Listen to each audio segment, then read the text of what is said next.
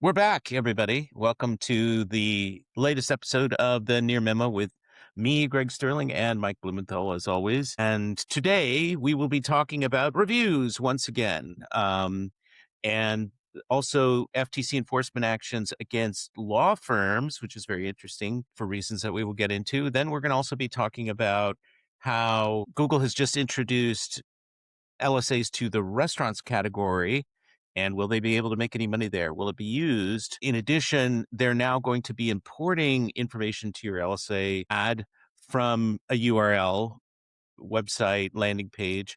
And then finally, we're going to be talking about Yelp's litigation against Google, which is a kind of a local search mirror of the antitrust suit that was successfully litigated against Google last couple of years in Washington, D.C. And there's some interesting updates on that case. So, Mike, why don't you tell us about your review experiences of late? In the forums, we've been seeing a lot of review takedowns. Claudia's been doing some good research about specific cases where volume went way up, where they were soliciting reviews on site, where reviews got taken down. And then there was the new Google guidelines about trying to minimize pressure in retail locations. You shouldn't be pressuring people to leave reviews and leaving specific information like names. Claudia did a really nice piece at LinkedIn last week, and she was on a podcast with Darren Shaw. And unfortunately, some of her nuanced understanding didn't quite make it through. We're seeing reports that you shouldn't use QR codes in a business, or you should never have, employee names in the reviews, and you should never do reviews at locations. It's sort of, I think not correct. That's correct. It's too black and white. The rule specifically talks about undue pressure. And from my reading of this and my experiments, undue pressure is a combination of things. So the other night I was at a restaurant, they had a QR code. I left a review with a person's name. I loved my waiter and I hated the food. Said that in the review with the person's name and did it with the QR code. My review is fine. There are also some rumors that if you change an old review at a place that was using employee names, it might get taken down by the new filter. I also did that for a restaurant I visited in Florida several months ago, where they actually solicited me to leave a review, and the waiter told me he'd get extra food if I put his name in. And he get extra food? He would get meals from the business if I left a review with his name in it. He was a sweet guy. They don't do that anyway. That's often a practice that I have no idea. It could have just been his shtick to get me a review. Yeah. His pitch, right? What difference? He was this great guy. We had great conversations. It was great food. I left the review and then went back the other day and edited it to see if the newer filter would take it down. And this is a business that gets a lot of reviews and has, because obviously some sort of internal policy has a lot of employee names. That review didn't get taken down. So for me, when I see those individual cases, it doesn't mean and that was a QR code review on site. Also, Florida one. So what that says to me, it isn't using QR codes on site. That's fine. It isn't. Well, Google provides the QR codes, which is Google provides the QR code. Problematic if they're going to spank you for using them. And using the employee names is something that happens in many situations naturally. But I think that it's a combination of the frequency of those things plus velocity. And, any one of them, if used too much, could trigger a review. But I think it's a bigger picture than that. For example, I saw a situation in the forum last week where 20 names were mentioned in the review. Literally, multiple 20 employee names? Employee names, this group did this group did that, gave all the names. That review got filtered, but it was 20 names, for Christ's sake. It wasn't one name, right? So I think that any of these in excess with velocity can cause a problem, but in and of themselves, you shouldn't stop having a QR code in your business. Now, one of the things that came out of the discussion was maybe you should ask people to do a brand search and find the review link. Your review volume would go down if you did that, but you'd have the benefit of additional brand searches, which we've talked about being beneficial. So you may, if you have enough reviews, choose that as an alternative strategy, but you don't need to worry. Go ahead. I don't remember who said it. Somebody was hypothesizing that if Google doesn't see you, excuse me, searching for that business, but then there's a review, they don't see your particular history in connection with that business, they're gonna It actually works the other way. If you actually call that business before you leave a review, your review is more likely to stick. I don't know that. Yeah, that's what I'm saying. If there Right. isn't a history there, they're going to treat it as And suspect. particularly if it's a long distance review, right?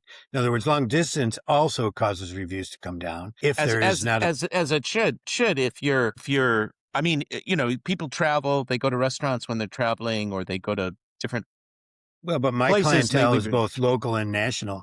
Should my national clientele not be able to leave me a review? They should. Yeah. I'm a Well, local business with a national presence.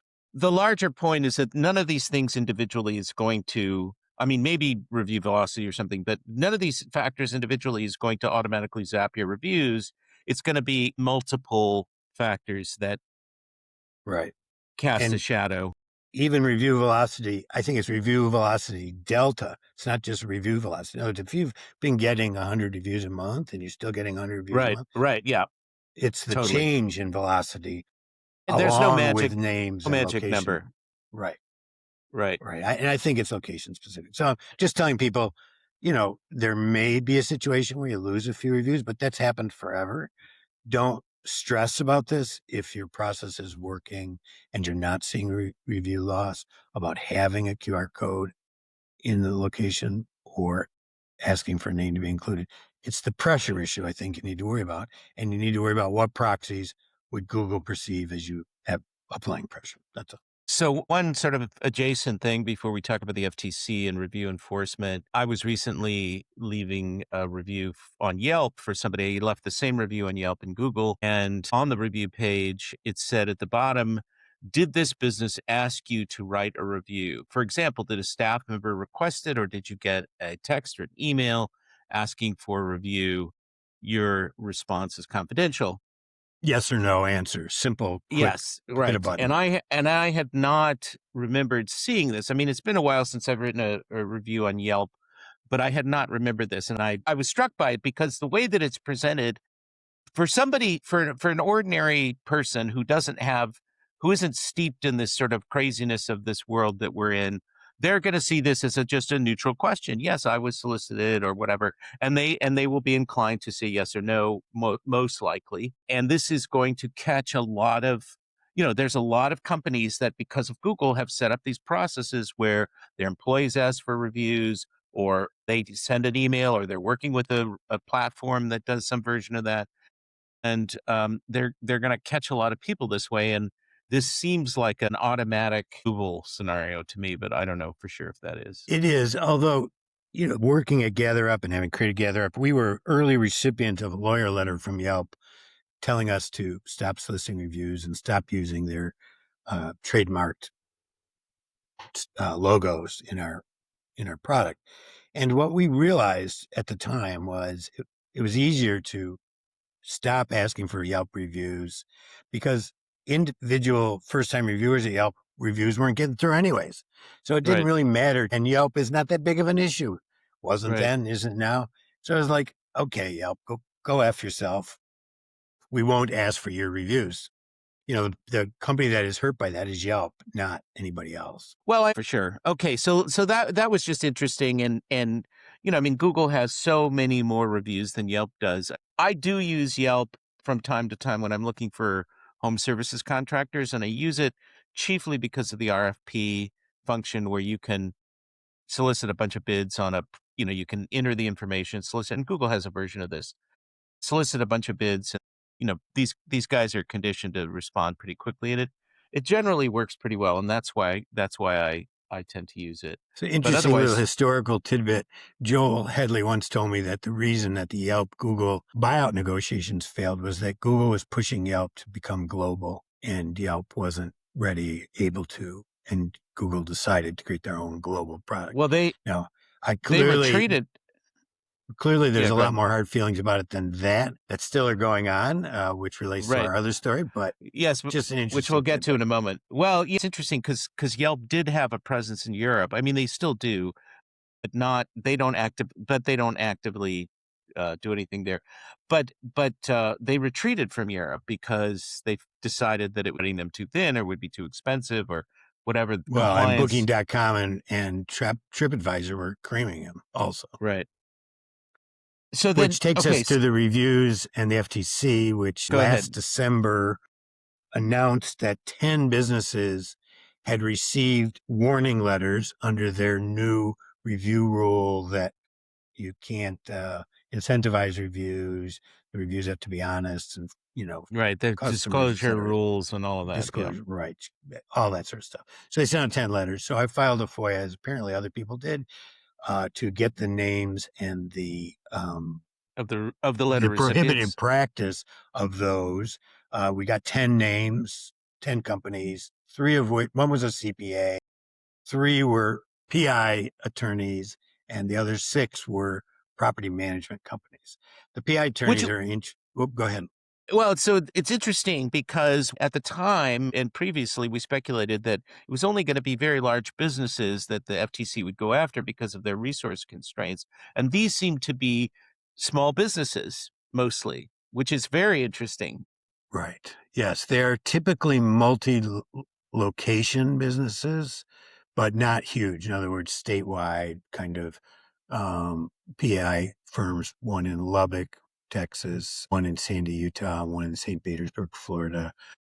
Okay, so what were they doing that got them? So interestingly, each of them was a prohibited practice was providing a $50 gift card incentive to employees in exchange for each 5-star review obtained from family or friends who were not clients and had no actual experience with the firm, and or soliciting reviews at community events from individuals without actual experience with the firm. So all of them were accused of basically the $50 gift certificate incentive, asking friends and family that were not clients.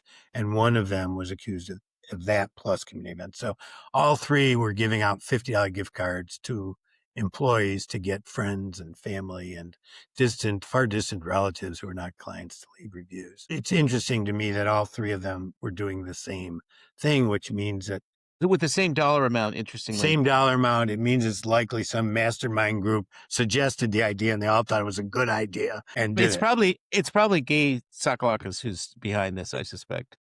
So they were given 5 days to respond to this back in December, and they had to provide a remediation plan within 5 days, including how they were going to get the fake reviews down and what they were going to do in the future to prevent this from happening. And if that remediation was accepted by the FTC, then essentially the FTC would sort of spot check to make sure there weren't ongoing abuses, but it would largely that would be the end of the story. So in some ways, even though it is a less onerous for the FTC to do this, and the timeframes are much quicker than under the previous guidelines, it's still a business that is doing this, gets caught, assuming they have their wits about them and can get the plan together in 5 days. Yeah, and there's no consequences, really. There's virtually no consequence. So the question I have, and just as a note, we are going to have a previous FTC lawyer on in several months so we can ask him this question, which is, given how little current FTC has publicized this, like you can't hardly find, these names are on the website, but you can't hardly find them. The question is whether there's really any disincentive for future law firms to not do this. And the answer to that is probably, I mean, you've got a lot of people who are in the legal profession. Review fraud is rampant because in our user research, we just see LSAs and local packs with thousands of reviews, 2,000 reviews, and they're all 5 stars, or 1,500 reviews and they're all 5 stars, which is absolutely impossible. So they're doing review gating, or they're doing this kind of manipulation. It's just or they're paying $50 to the person who left a review to take it down, which is also against the rules. But we know that that's happening. But I mean, it's very, very widespread, and in the PI legal context, these guys are and all the fact very that 30% of the 10 were PI lawyers means it's very widespread, right? This is a sample. These are the guys that got caught. I don't know how. Maybe somebody complained. Their neighbor turned them in. Right? Yeah, I don't know. So speaking of LSAs, Google is apparently Yes, that's right. Google has rolled out LSAs in the restaurants category. which is historically a very low spending from an advertising perspective, high usage, high consumer demand, very low advertising in the revenue in that. PPC space that we've Well, seen. in the old days, in the Yellow Pages, restaurants was the number one usage category, but very, very, very low in terms of spending. Historically, interestingly, the top print Yellow Pages spending category was legal, was lawyers. So we had an interesting conversation about whether this was viable for everybody in the green room. What are your thoughts on that? LSAs and Well, restaurants. we did our consumer behavior research in Ireland. We saw virtually no PPC ads at all. And your point about restaurant margins are pretty tight and ad budgets can get out of control pretty Unless you're a quickly. chain, unless you're a national chain or something. Right. But even there, it's hard to imagine it's a great expenditure of money.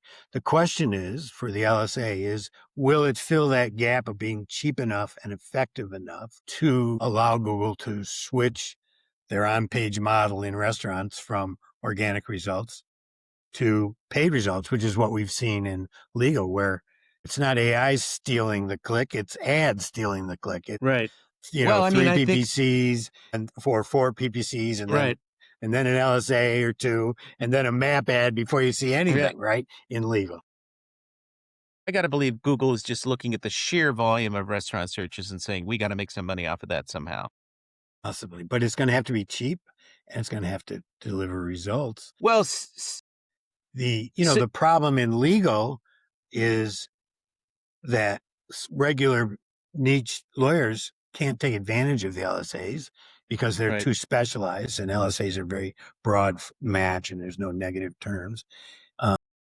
Wide, unless you're big enough, you're not going to have enough reviews. So it's sort of weird. In restaurants, I don't think that same thing would apply, and I assume you'd have to have the only thing to qualify is you have to have a legitimate GBP listing. You don't need to do any additional qualifications. I mean, so my point about you got to be a chain, right? You're either a regional chain or a national chain that has locations in that market. People are going to know you for the most part. Those are typically known brands, and there's already going to be some brand affinity or not. Now, maybe it'll trigger somebody to want to go to the Olive Garden or Pizza Hut or whatever the hell. It's not going to sway people. The best fill in the blank cuisine type near me is not. If I see some chain, I already know about the chain, and I either like it or I don't. I'm not going to be swayed probably to go there. I'm probably looking for a local restaurant that's not going to be able to afford to advertise there. Which is better served, and we're going to talk about this more next week, by Ask Maps, by the sort of AI-driven inquiry that's more complicated rather than the type of inquiry that would surface LSA ads. One thing that might work in an LSA, and this I don't think LSAs accommodate anything like this, is a coupon, is a deal of some kind. Now you could put that in a text, but as opposed to some sort of graphical presentation. But I don't think that there's any current accommodation for that. Well, the one thing that may allow relates to the other point you wanted to make about these LSAs, which David pointed out, I think this last week, that LSA is now taking the URL you provide them for the ad, going to that page, scraping that data for ad content. So that may allow for things like coupons, if that comes to play. Certainly, it demonstrates minimally that Google still needs your data to make a go of it. And whether it's AI or LSA ads, doesn't matter. They're going to be looking at your website to. Well, and that sort of has all kinds of implications for the website or the landing page that is used to capture that data. I mean, it would be very interesting to see them start putting in deals or offers in LSAs, because I think that in a restaurant context that would drive clicks and drive some people to that particular property. All right. So now on to our third and final item, which is the update on the Yelp versus Google antitrust litigation, which is happening in federal court in Northern California. And what is the update on the case? I mean, it's sort of below the radar. It's very similar in its kind of contours to the successful litigation against Google that happened in Washington, D.C., where Google's found to be an illegal monopoly. And this is kind of the local search version. Yelp is the plaintiff. Tell us what's going on. So it is one of these cases it's hard to keep your interest in because it moves like That's the so nature of these slowly. cases. Yes. Right. So there was a number of recent filings. There were 3 recent filings. A Yelp motion for issue preclusion and partial summary judgment. This is interesting because essentially what Yelp is saying is Google needs to agree to all of the facts that were previously accused of and convicted of in the Meta trial in terms of holding Well, they're monopoly trying to force power. that. They're trying to force that on Google with Right. this motion. Right. And that they're trying to get the agreement that SVPs, vertical search providers like Yelp, were not effective competitors in regular search, but Google is is a competitor in SVPs and it's a separate market. Yelp argues that because Google already spent 9 weeks in a bench trial defending these issues and lost, it's a waste of judicial resources to have to re-adjudicate all of this. What? And then there was so they're just trying to get all the facts of that case accepted here as Google's guilt. I mean, they're essentially trying to fast forward to something which would amount to that would not necessarily win the case for them, but it would advance their cause to a degree that it would make it much easier for them than and make the trial shorter, right? Because it yeah, basically all of that. Google Yeah, we the could facts are that Google holds a monopoly, right. that it's a relevant product market, and that they hold a monopoly in search advertising as well, which are the 2 areas that Yelp is suing Google on, which is abuse of Right. monopoly power in search and SVP. Right. The local version, right? And then there's another filing, a joint statement, Yelp's request for production, accusing Google of the core objective of this is they're accusing Google of being reticent and hypocritical. They're asking Yelp for information that goes back to 2007, but Google's only offering up information from 2000 subsequent to 2012. Google says they don't have to give the information from 2007 through 12 because they already gave it to the FTC in the Yelp case. So it's interesting. And Yelp is in the FTC decision about Google's monopoly, where the FTC decided it was a monopoly, but it was overruled politically. So Google is saying they don't have to. They already gave Yelp these documents. Yelp is hoping to find additional information specifically about Yelp, and I think they will. And so hopefully they will get these older documents.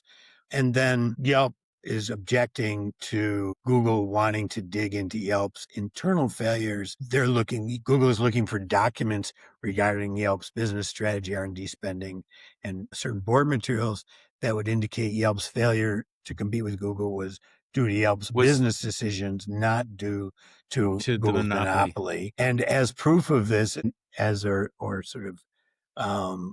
Google is using that movie, The $1 Billion Bully, that came out about Yelp, as an example of Yelp's business practices. I don't know if you remember The $1 Billion Bully. It was factually, I didn't ever like Yelp's business practice. They were abhorrent. I would agree with that, and turned a lot of businesses off. But The $1 Billion Bully so missed the mark in terms of their analysis and factual assessment of what Yelp was doing, how Yelp was doing, and accused Yelp of things that Yelp never did, like maliciously hiding reviews if you didn't advertise, that sort of stuff. That it was a useless. That was. It's interesting that you bring that up because that was a rumor that many people, especially digital marketers, believed for many, many, many years. That has largely gone away. I mean, I haven't heard anything about it. Well, that's what happens when you become really niche. Yelp falls out of the news. Well, I mean, but what Yelp was doing at the time and continues to do with your little survey is nuke first-time reviewers. Yeah, it's not my little survey; it's their form. Their form, yes. But what Yelp did then and does now is largely nukes first-time positive reviews and doesn't nuke first-time negative reviews. They've always done this. People because they feel that the negative reviews have more inherent credibility than the positive and that reviews. The first-time reviewer is not a credible reviewer. Both assumptions are false from my point of view and distort the Yelp review corpus and shift Yelp uses the curve where they say, our average is 3.8 and Google's is 4.5, thus ours are more accurate. But all that is a statistical reality of them limiting the number of negative isolated positive reviews. Right. Yeah. So the fact that they use the curve as proof just proves that they nuke first-time reviews doesn't prove anything about the quality of the reviews. So it's a sort of a legacy of a crude review fraud detection system Yes. where they made a bunch of assumptions about behavior that are not necessarily true, and they should abandon it now that presumably they've got AI and other tools to identify genuine fraud versus, And just maybe somebody. that's what their little survey is going to do, is see which ones were solicited, which weren't. I mean, I don't know. Seems unlikely, though, doesn't it? Well, yeah. I mean, my brain just froze. I haven't had enough coffee this morning. Anyway. So back to the Yelp. Yeah, back. I mean, it was enough coffees to have to take a pee break before the show started. So I don't know how many coffees that is, but It's just it's one. like a It's just pot. one. It's just one big I see. mug of coffee. It's probably like, Got it. I don't know how many ounces that is. 12 ounces, something like that. Right. So back to the litigation. Document disputes are very common in high stakes litigation, so there's nothing surprising there.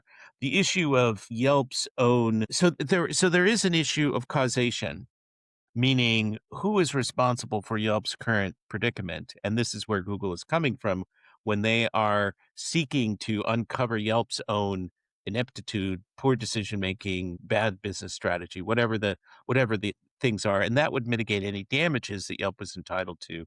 Well, it wasn't Google and Google's monopoly that was responsible. It was this poor decision making that Yelp has engaged in. And you could argue, I mean, this is a sort of a tangent, but you could argue that this discrediting of the isolated, positive first time review without a history for that reviewer contributed to the Yelp's decline versus Google, because Google has so many more reviews that people just default to Google for many reasons. The point about the issue preclusion and partial motion for summary judgment, as you point out, is that Yelp is trying to take advantage of that DC decision and say, as you also said, this has already been decided.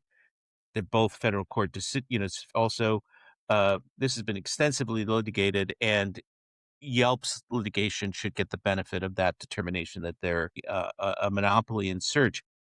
This may be an incorrect analysis on my part, but what's interesting to me about this is that the local search market is being described as a distinct market versus search, national search, or whatever, PPC. And that has to be, this is one of the features of antitrust litigation, is that you have to define the market appropriately and then say the defendant is monopolizing that market.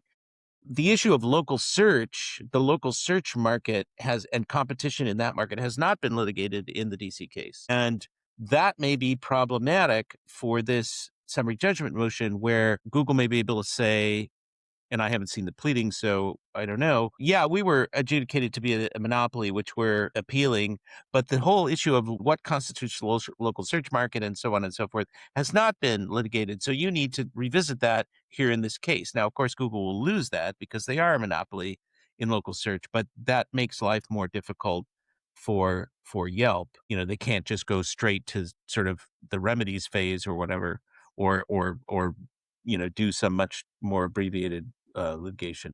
So it's interesting because there is some vulnerability to their case on the issue of, like, are they responsible for their current situation versus Google? But Google Yeah. very clearly is a monopoly. I would be very surprised if the court didn't find Google to be a monopoly in local search.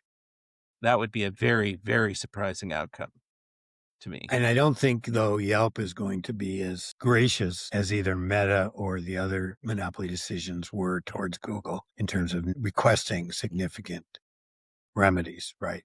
So Well, it'd be so that's interesting to see. interesting. So what would be the hypothetical remedies? Let's assume a finding of liability. What would be the hypothetical remedies that you would ask for if you were Yelp? Change Break up how the company. change Yeah. how search results are delivered. Instead of using GBPs, use Yelp data. Pay us Well, a billion, several billions of dollars and damages don't damages. really help. Damages don't help No. Yelp because they Well, get they a they help get a their one-time. executives live the lifestyle to which they're accustomed. Yes, they get a infusion of cash. They get an infusion of cash, and then the structural problems in the market persist. I mean, Luther Lowe, who is now at Y Combinator, who was for a long time their sort of chief gadfly lobbyist, legal beagle, eagle, whatever term you want to use, who is pushing a lot of these arguments did have a kind of a formula about how Google should rank its own results according to its main search algorithm and not kind of carve them out as a special placement in search. So they might sort of revisit something like that. Well, stop back in 2027 for a Yeah. conclusion to this exciting story. Or perhaps later. Right. But I mean, the interesting thing is that the local pack, which is, I think, at the center of this discussion, may ultimately just disappear because of AI mode or, AI overviews, whatever. And ads, LSA. The local pack is more under pressure now than I've seen for the past 20 years since it was introduced in Right. And it's 2006. it's showing up. I can't remember which piece of research we did where it was one of the recent pieces of research where the local pack was not showing up in the same places and with the same regularity as it has consistently down the page, doesn't show up sometimes, you know, Google is sort of weaning itself off, it seems, of the local pack, and especially in a LSA category, people are sort of shifting from the local pack to LSAs as a consideration set. So any Yelp victory may be a Pyrrhic one. Yes, a Pyrrhic victory. I was waiting for that phrase. There All you right. go. We'll see. Okay. All right. On that note, thanks again for listening, and be sure and tune in next time. What's coming up? Mike, give us a little sneak We have a peek. panel of friends and experts: Crystal People- Tang, Claudia People we've paid Tamina. we've paid with $50 gift cards to appear. Claudia, Crystal, Darren, and Adam Dorfman. There you go. Thank you. Having brain fart. To have a discussion about Google's Ask Matt. Ask Maps AI tool that now appears in many mobile map environments, and what kind of impact that will have on local search going forward. So it should be an interesting discussion. Both from the standpoint of how consumer behavior may be impacted and how businesses need to respond, how that's going to affect the data they use, the updates, their websites, the whole thing. And Yelp is trying to go in that direction too with the Yelp Assistant. And so the entirety really of local search is moving into a kind of a conversational UI experience, I think. And so that panel will be next week. So stop back for what should be a great discussion with. Yeah, it should be a nice very people. useful discussion. And I think that unlike the discussion about, I'm sorry to keep going on about this, unlike the discussion about AI mode as the purported replacement for the SERP, which I think is not going to happen, at least in the short term, because Google just cannot monetize AI mode in the same way that it monetizes the existing SERP. Ask Maps as a user experience is much more likely to take over for local search. And maybe that shows up in a module which is some sort of hybrid replacing the local pack. I don't know, but we'll see. All right. Okay. All right. Well, we'll see you all next week.